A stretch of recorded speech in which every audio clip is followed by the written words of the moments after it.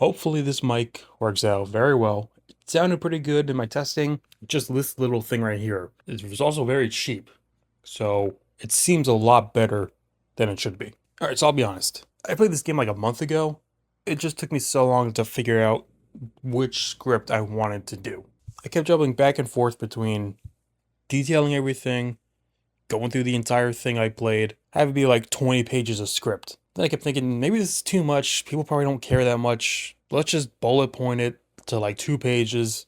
Try that. I kept going back and forth, like halfway between writing each of them. And I've stuck on just quick ass bullet points. I'm sure none of you want to watch me ramble on for an hour about a video game. And if you want to see the whole playthrough, that's over on the other channel. You can go watch that whenever you want. So today we're talking about Batman Arkham City.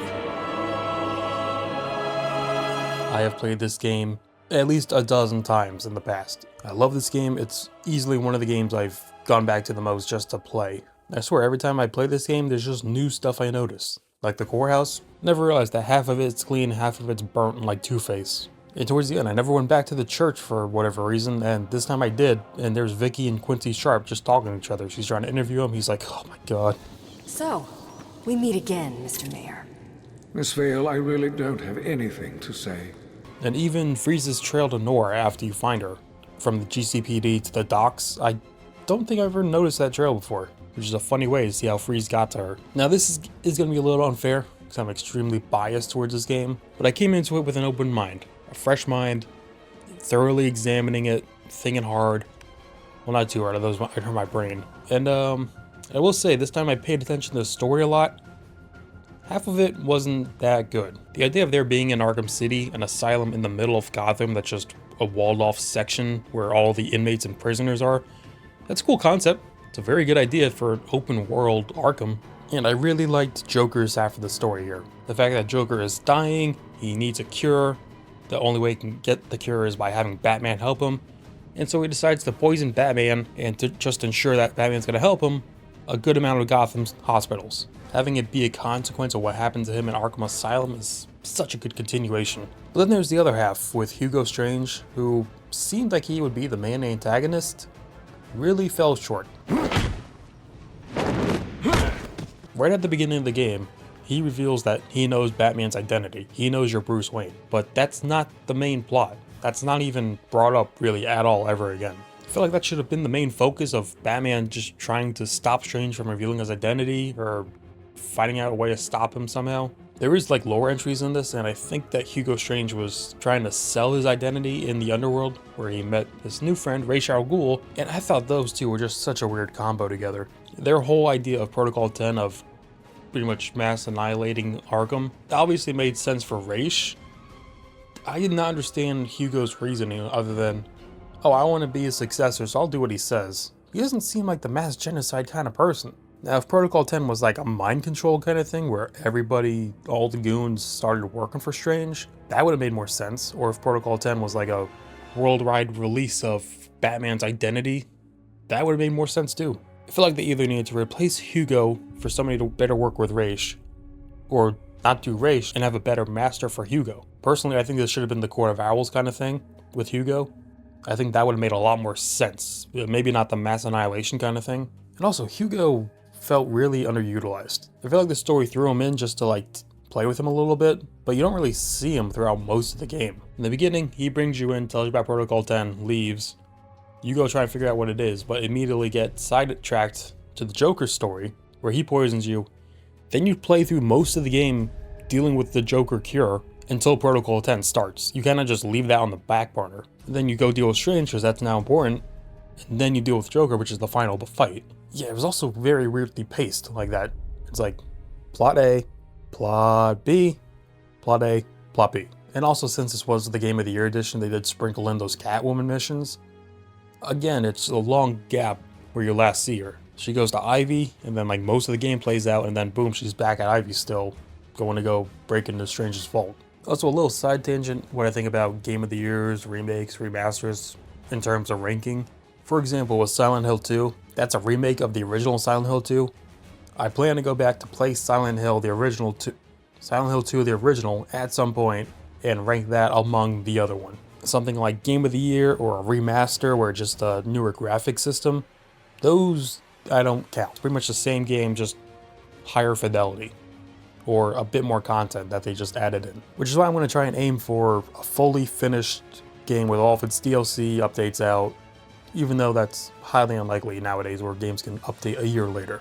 So for example, Batman Arkham City Game of the Year Edition is the full game. It's what I'm going to be ranking here. Among with some of the other stupid stuff, Talia al Ghul, her giving herself up to the Joker seemed really just fucking stupid. She could have easily stabbed him in the back, as she does, minutes later,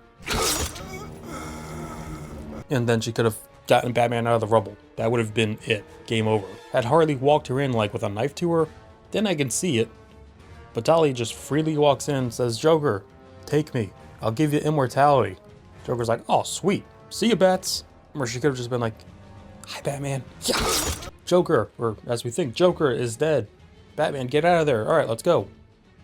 That's it. And while the Strange and Ra's twist wasn't good, the Clayface and Joker twist was really damn good.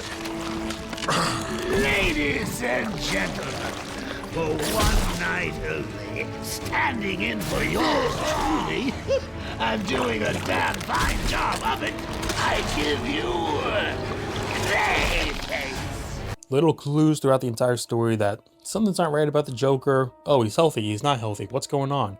And I also forgot to check while I was playing the game. If you do X-ray vision in your final fight against Joker, you don't see his skeleton, which is such a good touch. The healthy Joker you see throughout the game is Clayface, just pretending to be Joker, while Joker is literally dying and looking like a high school kid with acne. And even a bigger twist, killing off the Joker.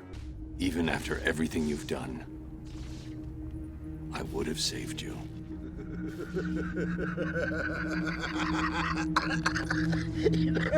That actually is pretty funny.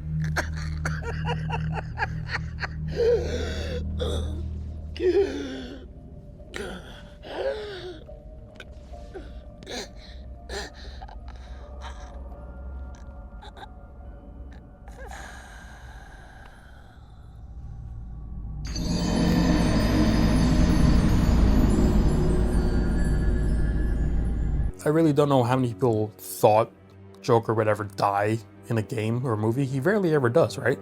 And I assume people would think like, oh, maybe they can make like, a few more of these games. But to kill Joker off in the second game is a really big commitment and surprise. I feel like when most people think about Arkham City, they think about the Joker Clayface stuff more than anything about Protocol 10. And they did such a good job expanding this world just from what Arkham Asylum was to this feels like massive world now. So many people they didn't add in Asylum were just thrown in here and they all worked great for the most part. They had Catwoman, Penguin, Two-Face, Mr. Freeze, Clayface, Strange, Ra's al Ghul, Solomon Grundy, Hush, the Mad Hatter, Deadshot, Azrael, Black Mask. There's probably a couple more I'm forgetting, but that's a lot of people. And the jump from like a linear kind of semi-open world to just a mass open world was such a good idea. Just freely exploring, a lot faster traversal with the grapnel boosts. The gliding actually felt important rather than just gliding around to the ground in Asylum. The combat felt a lot smoother and quicker. Using quick gadgets in fight, much better. And the new arsenal of new gadgets, like an actual smoke bomb. And then very similar to Arkham Asylum, where I thought it was very stupid how he built the triple backlaw, which doesn't make a return here because, it's kind of a stupid gadget. He just instantly makes the REC gadget, the electric shock gun, almost the same way.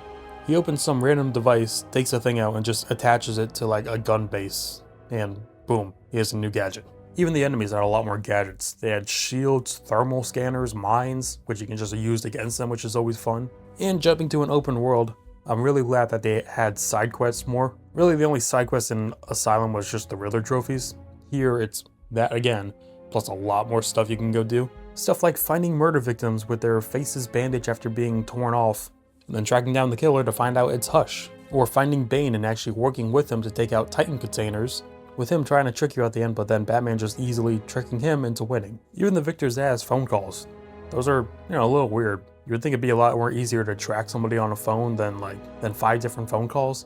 It's actually a good way to explain his story a bit more. And they do explain a lot more stories here with more interview tapes. But this time it's always Hugo Strange talking to them. And not all of them are like, this is how I became who I was, but it's more of like, how they got to Arkham City and what they're doing in Arkham City, with like a little bit of info of like, oh, this is how you became how you were, huh? I also really liked how not every boss fight was just against a giant monster, unless they actually were a giant monster. You had your big monster fights with things like Solomon Grundy and Clayface, but even they were different from each other.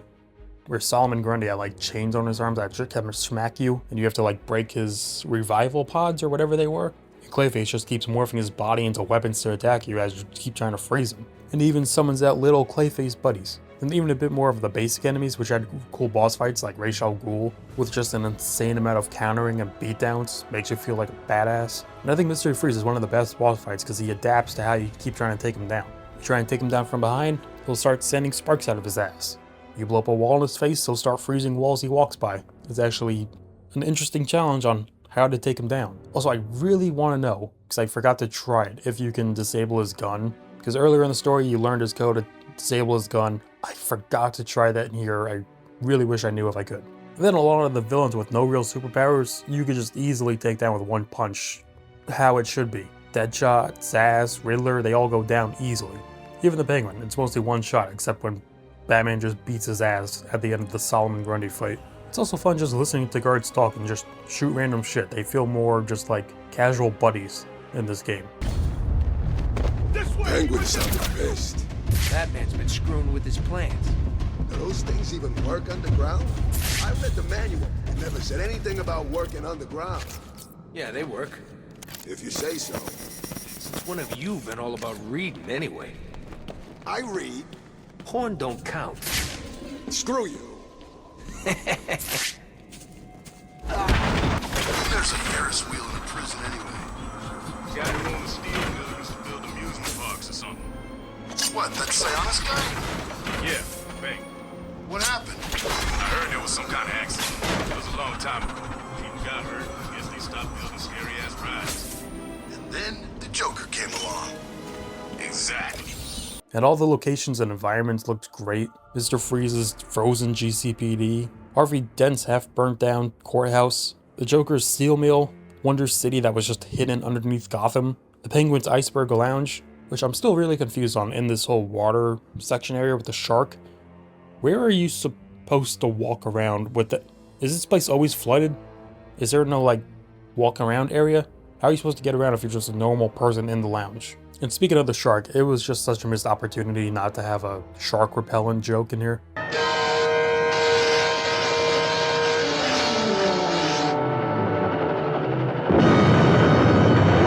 And all the character and costume designs were so great in this game. The comic booky, realistic kind of look.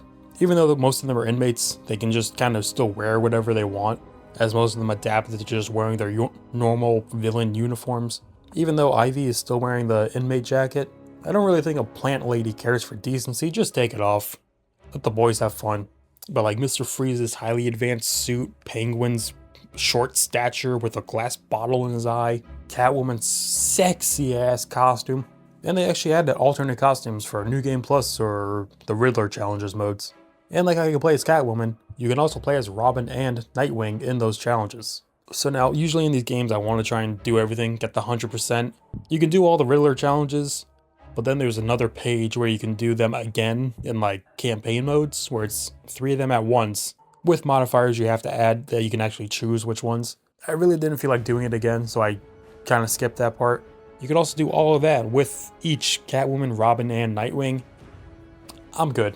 I really don't want to play this game for another 6 hours just repeating shit. And they also did add DLC maps, which I played those, which are kind of like mini campaigns. The one that I released with Robin had to deal with Black Mask. There's a stealth map in this kind of meat factory, which is kind of weird. Then there's a combat mission along this train, kind of old boy style, where it's 2D going across the train. And so you fight Black Mask at the end and destroy the train. Now, I don't know if this was like his breakout from Arkham City, because they say multiple times Black Mask is the only man to escape from Arkham City, then he got brought back.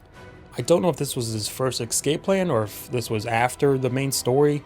And then there was a set of Nightwing missions that had to do with the Wayne Mansion and the Batcave. Don't really know what the story was there, other than just like, oh, Tiger Guards are infiltrating the mansion, I think. I also played all this as Batman because I didn't realize these were lore-accurate stories that happened. Then there was an actual DLC campaign that included Robin and Harley Quinn. This kind of felt useless, but like what's really the point of this other than just showing Batman still depressed? Yeah, the DLC has to do with Harley Quinn kidnapping some cops, Batman going to stop her, him getting kidnapped himself, then Robin coming in to save him. Really, it all just feels like a reminder that, hey, Batman's kind of in a weird mental state because Joker died. I don't know, it felt kind of pointless. I don't know if they made it just to like hint at future stuff, like the Harley Quinn pregnancy tests, or the fact that Gordon was hinting at stuff with Batman. When this mess is cleared up, we need to talk about that other problem. Remember? All the music and sound designs, they still fucking slapped. All the VAs did a great job. Tara Strong finally made an appearance as Harley Quinn. I think this was their first appearance. I think personally one of my standout voice actors was Grey DeLisle. DeLisle? Sorry, I don't know how to pronounce your last name. She was Catwoman, and I thought she did such a great job. You certainly know how to keep a girl hanging, Harv. Hey, have you had some work done? That's for stealing from us. No one steals from us. I'm sorry I've been a bad kitty. Untie me, and I'll make it up to you. She does always such a good job of like that little sultry kind of voice. Fit Catwoman so well. Mark Hamill, again, great as always. Kevin Conroy, such a good job. And also while I was looking at the cast list, it is funny how many voice actors voice two different characters that are kind of opposites. The guy who did Mr. Freeze, Maurice LaMarche, he also did Calendar Man. You will bring me Nora, or you will die. I'll be seeing you, kitty cat. This year or next. Two very different characters. Speaking of Calendar Man, I completely forgot I played this during Valentine's Day. So anytime I went to talk to him, he was talking about Valentine's Day. Saint Valentine, give me your heart this February. What happened, Batman? Did someone cut out your heart for Saint Valentine? Fun little Easter egg with him. Anytime there's a major holiday, he'll just talk to you about it, which is also an achievement, which is kind of bullshit unless you just cheat and change your time zones. But there was even so much more doubles. They had Nolan North doing Penguin and Black Mask. There was Fred Tatasciore as Bane and Solomon Grundy, two big beefy guys for that man. And Troy Baker, he was Robin and Two-Face. Even Kevin, while he did Batman, he also did Hush, who sounded nothing like Batman, but had like a kind of a British accent, I think. Like Bruce Wayne? It took time, of course, to find the perfect donors, to graft on the flesh, and finally to lose myself in order to create this.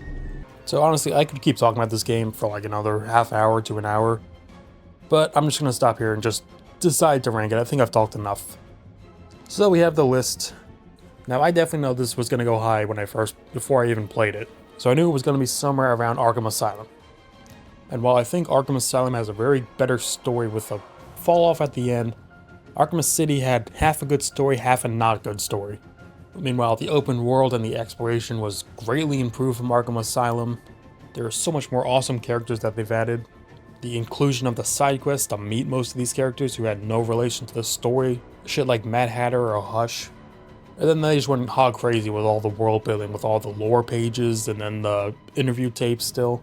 They really tried really hard with this game, and most of it paid off. So while I had to think about it, it's going to number one, obviously.